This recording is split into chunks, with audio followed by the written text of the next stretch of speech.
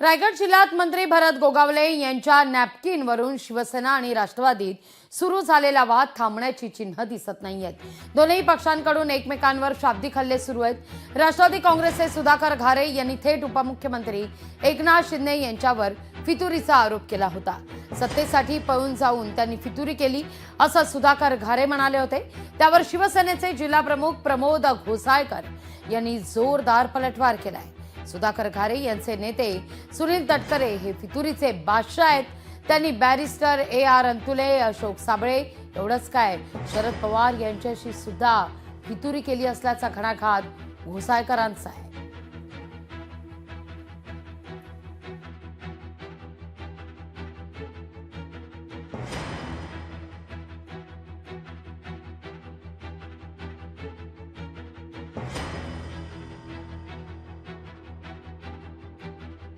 हे अख्ख्या महाराष्ट्राने बघितलंय।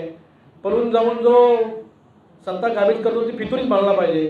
जसं अजित पवार साहेबांनी केलं, राजरोसपणे त्यांना पाठिंबा दिला आणि पक्षामध्ये सामील झालं।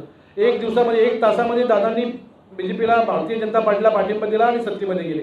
यांच्यासारखे गुवाहाटी अजून कुठे कुठे पळून गेलेला पक्ष आमचा नाही असं मी या ठिकाणी म्हणेल। आणि तुम्ही त्यात बघितलं असेल तर महेंद्र थोरवेंनी केलेला टेबलावरचा डॅन्स हे आपल्या महाराष्ट्राने बघितलेला आहे।